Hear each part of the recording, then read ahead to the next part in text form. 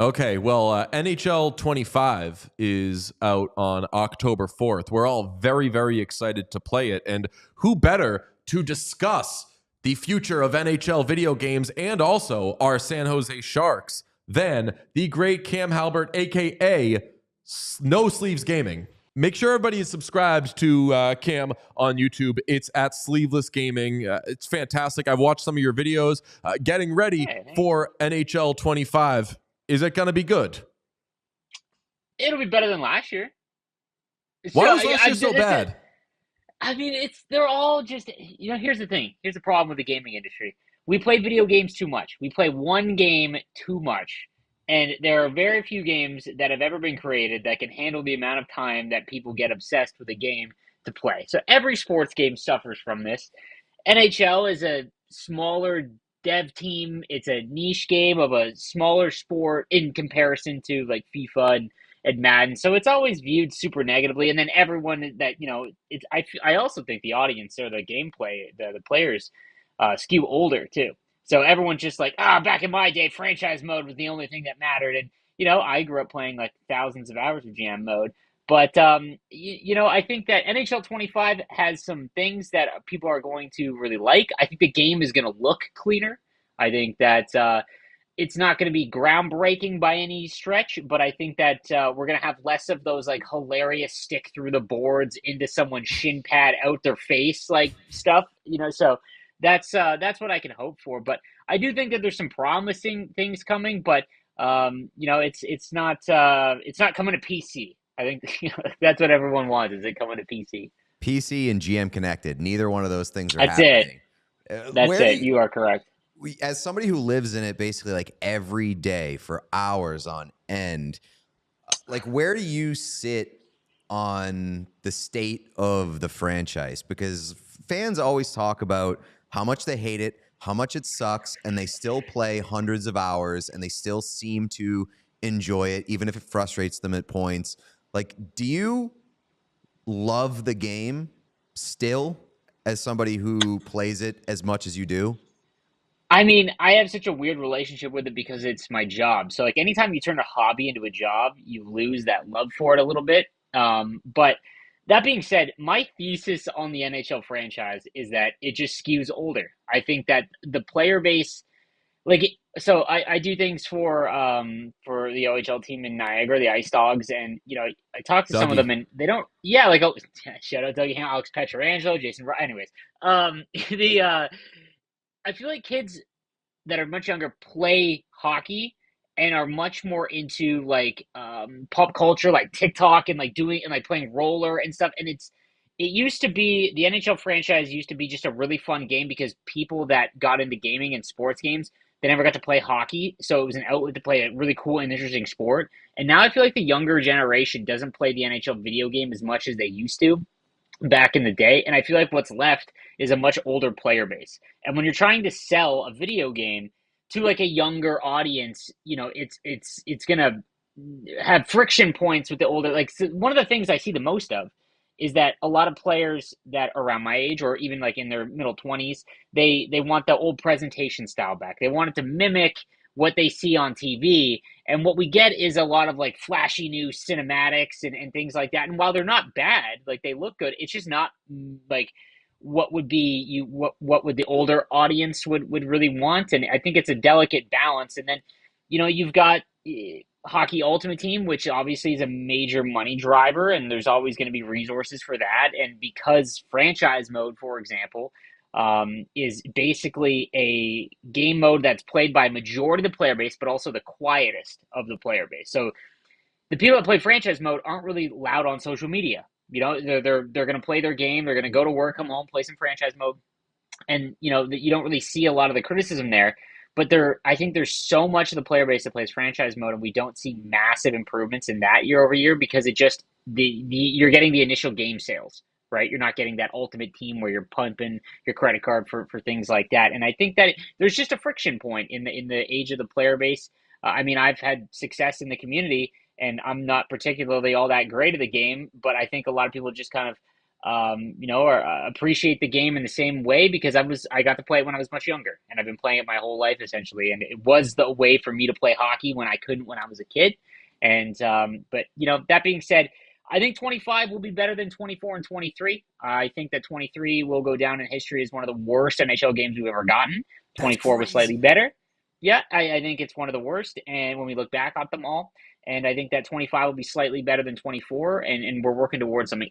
I will say that the current team, I've got a little bit more faith than I did when 23 launched, which was, again, it was a disaster. And I think that they're doing some interesting things that I think they are working in cycles of 3 years as opposed to what can we cram into this one game and then go and completely rewrite the leaderboard or rewrite the board and see what we can come up with and cram into that next year. They're kind of executing things in 3 year plans, which is interesting.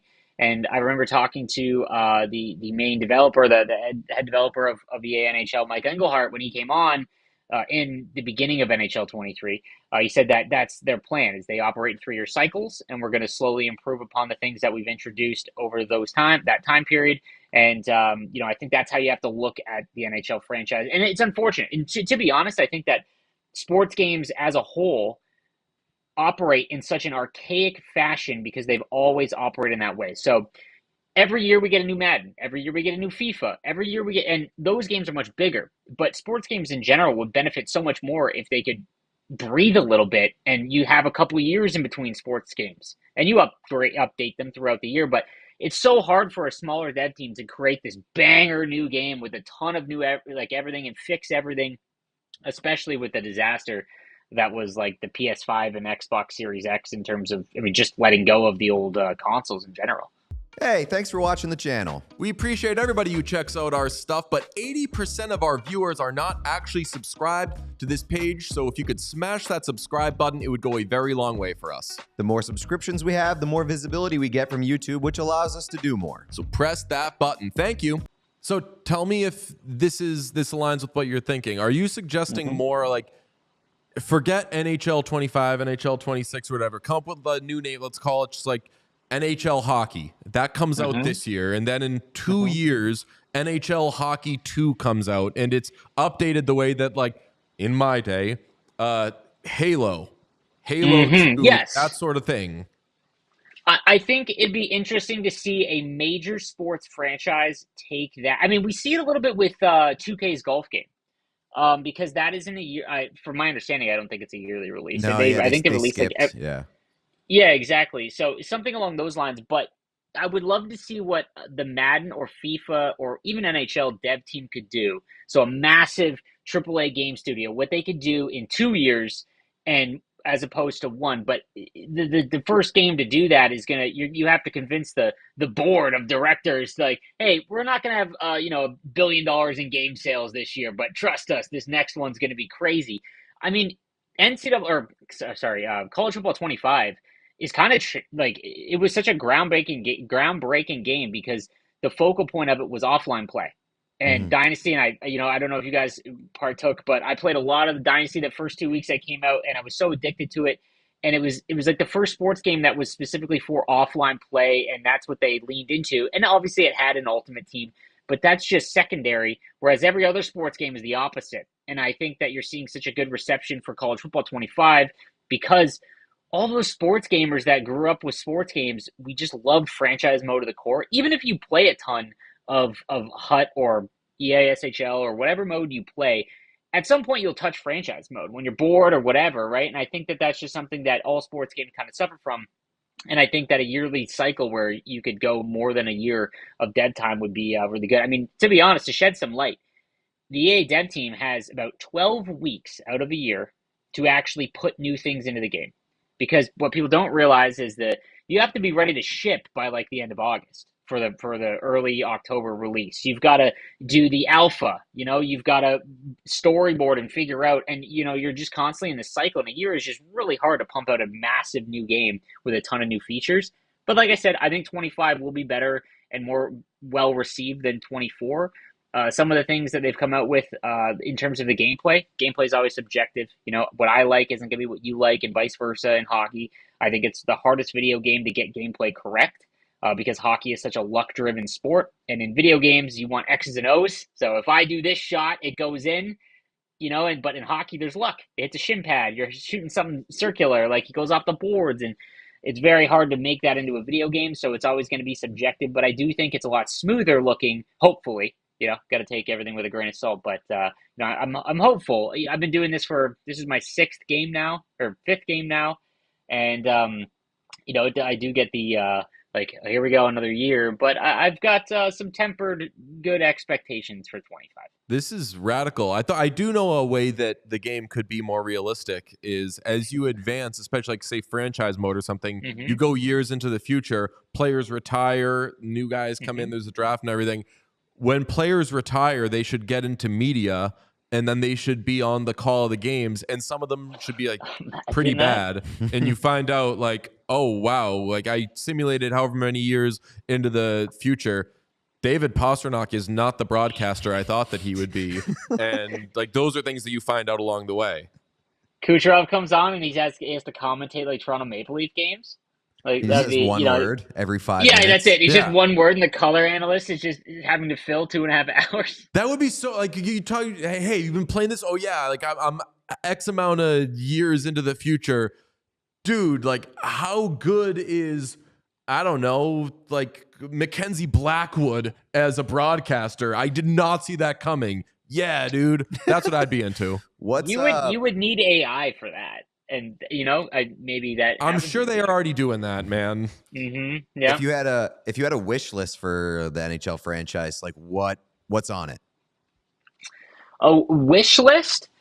Oh, that's tough. It's mostly hockey Ultimate Team related. I would love to see like collections, for example. So instead of using the cards as currency, I'd love to see you collect an entire OHL team and you get a old school OHL alumni of that team, things like that. But in terms of like the grand scale of things, like a lot of people will say GM Connected. I think that they would spend an entire year putting GM Connected back in, and a fraction of the player base would play it. As someone who has a pretty big following in terms of the video game, I could do some awesome things with GM Connected and have tons of leagues and stuff like that.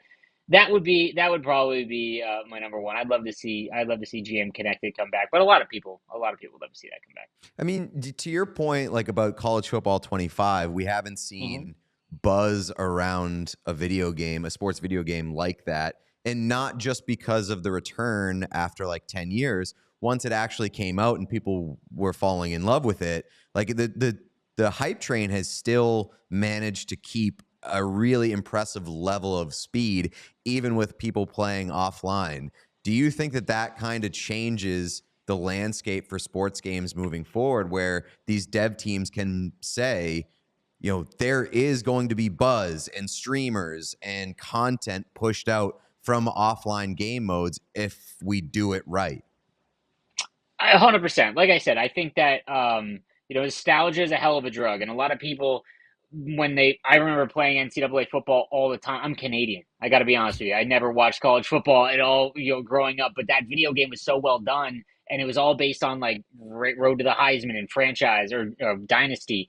And I think that it just goes to show how good when you lean into those modes. They looked at everyone wants a college football game. They said, okay, everyone wants college football 14, but in the modern era.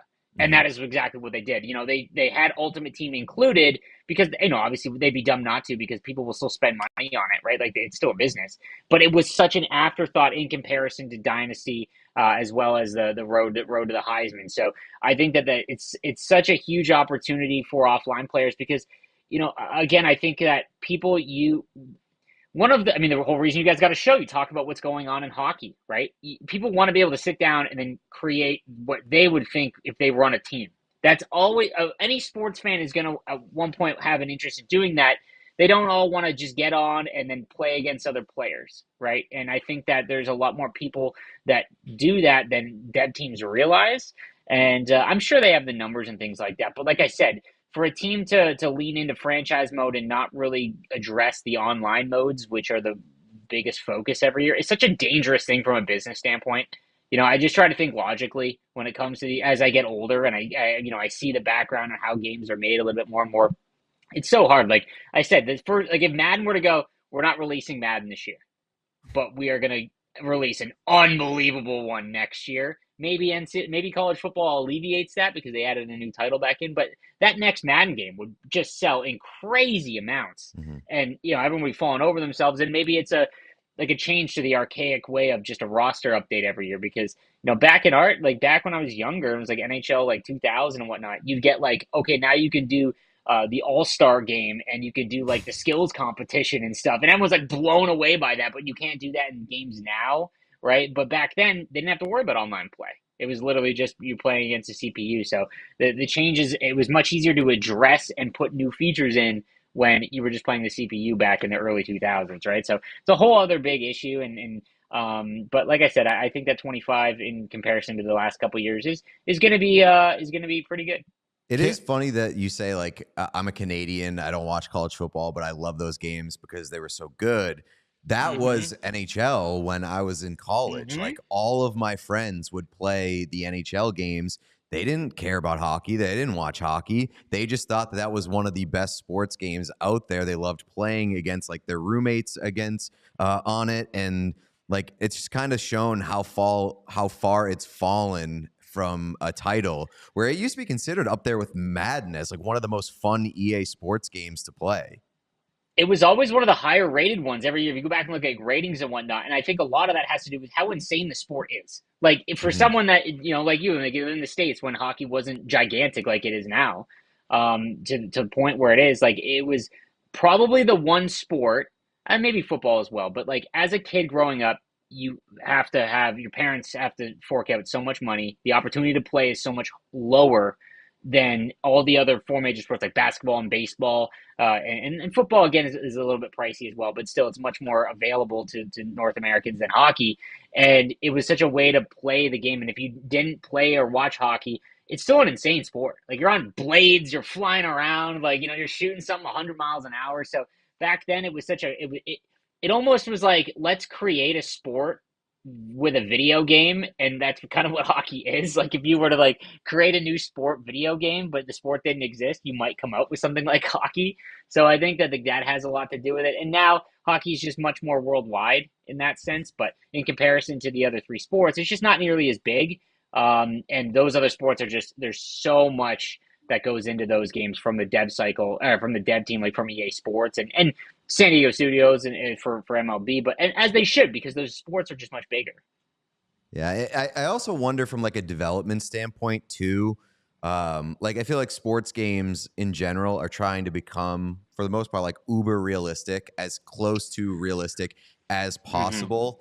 Whereas like when we were back in college or whatever, the NHL video game was more arcadey. It was fast paced. It was fun. And I do wonder, like, if you have to find a middle ground if you're a developer where you're, now, like, the focus is always on realism, but it still has to be fun. And to get a wider audience beyond just hockey fans, you might need the more arcadey elements of it from a development standpoint. It's funny because I think that's what the dev team currently is fighting with internally. Because I think that the game has been very arcadey compared to 22 is one of the most sim-based NHL games we've ever had.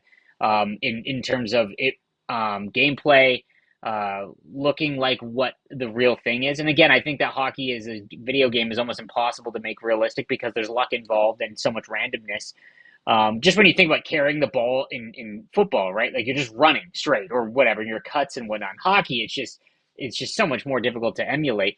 That being said, I think that the dev team currently is leaning into a more arcadey presentation style and whatnot. This year we've got skill-based one-timers, and if you make a pass correct and you time it right, something below your player will light up and you'll get a more power and accuracy in a shot. That's a very video game type technique where I think it has a realistic outcome with a very arcadey way to get there. And again, I think that's a mixture of like people wanting something that's arcadey and some people wanting something that's sim based. And I think that the player base half the time doesn't really know what they want in that aspect because, yeah, like arcadey hits and dekes are awesome. But if it doesn't look like the real thing, then you get into this what you just said, like it just people want to see what they watch on television and while they're playing a video game. It's such a hard balance, man, and I don't know if we'll ever get to a point where even like 70% of the people that play NHL think that like it's good, because I think so many people debate between arcade and simulation based. Subscribe to Cam on YouTube at Sleeveless Gaming. Cam, feel good about your Sharks this year. I'll say that. Get out on that. Over under 47 points? Over. I think that they get So to 20 far wins. over. We're talking I like think, 55. Cody Cece's going to have like 48 points. Yeah. Okay. First of all, Cody Cece, love that you guys had him on. And one of my goals on my stream, I'm doing something at the launch of the game. If I get to a certain amount of subs, I'm going to order a authentic Cody Cece jersey that will be hung in my room the whole year. Yes. So shout out Cody Cece if we get there. Which number? But 4 what do or you mean? 97? Oh, We're trying to get him 97. to wear 97. 97 for sure. Absolutely. Let's go. That being said, this is the first year. The last few years have been bad because they fought doing a rebuild, and there was really no look at the future. So Eklund last year was the only reason to watch a Sharks game as a Sharks fan, and even then it was tough. This is the first year where I don't care about wins and losses. I still think they're going to lose the most in the league. I think the gap will be a little bit closer because I think Chicago will be better, and I think that the Sharks will also be better. So I think those two, the gap will close on the rest of the league. I still think they'll finish last, but man, is it going to be fun to watch. Like, there will be just a lot more coverage of them, and I can't wait to see Macklin and Will Smith. Is Will Smith still going to wear number 2? Yeah, I believe so. I saw, what? Isn't that insane? I love that. For a forward to wear number 2. That's got to be one of the weirdest jersey numbers, no? We love weird jersey numbers. Right. And single digits. Dink around. Yeah, low single digits for a forward. Great behavior. Yeah, Crazy. I just think Yeah. not enough forwards are wearing 1 is the way I look at that. 0. Absolutely not. I mean, that's I still get kind of weirded out when I watch football games and wide receivers can now wear skill position guys can wear number 1 and stuff or 0. I can never understand the choice to wear number 0. What are your thoughts on that? I need to know. I like it. It depends on the position. Really? It depends on, I saw a quarterback wearing 0 the other day, and I loved it. It's swaggy. Oh, It's swaggy. You have to be that guy. Goalie wearing 0. What was that? Say again? I was going to say a goalie wearing 0 would go hard. Yes. That would go hard because it makes double sense. 0. Yes, double 0. Absolutely. Double 0 could be the new 30. Mm-hmm. I agree. It's round. I agree. So just do that. Well, Cam, you rock. Again, Sleeveless Gaming. Follow him there. And while you're on YouTube or while you're watching this, everybody, make sure you smash like on this video because that helps us a lot, and subscribe to us. Cam, you rock. We'll talk to you soon. Love you, buddy. Absolutely, guys. Thanks for having me on. We all silly like the mayor.